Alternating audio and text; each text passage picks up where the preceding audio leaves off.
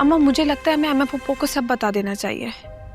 उनको हकीकत के बारे में पता चल जाएगा तो फिर बाबा भी सुंदरी से निकाह नहीं कर सकेंगे और सुंदरी को बाबा की कैसे आजादी भी मिल जाएगी। लेकिन तुम्हारे बाप ने मुझे सख्ती से मना किया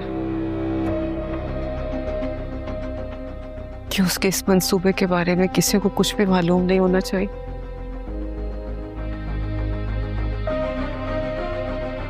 और अगर उसे पता चल गया कि मैंने अपनी जुबान खोली है तो और ये सब क्या है अम्मा? ये सब ठीक है?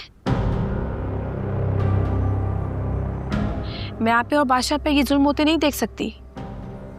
मैं नहीं चाहती कि बादशाह को किसी भी तरीके का दुख पहुंचे, वो भी मेरे बाबा की वजह से। बिल्कुल भी नहीं। बेटा अगर खुर्शीद को सब कुछ बताने के बाद भी कुछ ना बदला तो तुम्हारा बाप और बिफर जाएगा।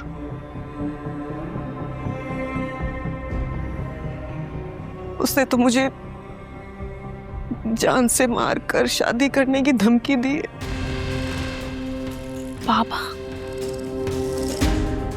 अम्मा बाबा इतने सख्त दिल तो नहीं थे। तुम्हारे लिए नहीं थे, क्योंकि तुम्हारे लिए वो एक बाप है और उसका रूप तुम्हारे लिए बिल्कुल अलग। कैद खाने की चीखों से भी तुम्हें अंदाजा नहीं हुआ कि वो कितनी वहशी है।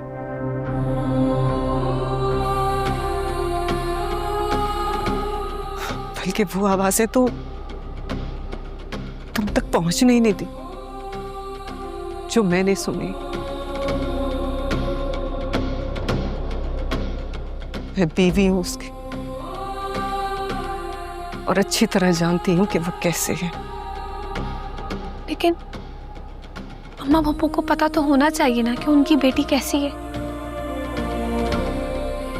बेटा तुम ऐसा करो कि इस बारे में बादशाह से बात करो।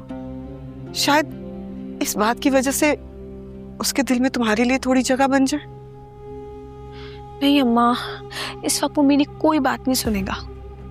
बादशाह के दिल तक पहुंचने के लिए हमें अम्मा पापा से सुंदरी के बारे में बात करनी होगी। उनको बताना होगा कि उनकी बेटी किस हाल में। अम्मा, सच छुपाना बुज़दिली है। अगर हम दोनों भी खामोश रहेंगे ना तो बाबा के इस खेल में मुजरिम होंगे।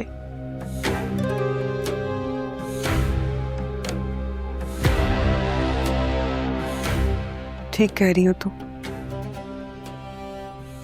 बेटा हम खुर्शीद को सब कुछ बता तो देंगे, लेकिन कुछ नहीं होगा, सब ठीक रहेगा।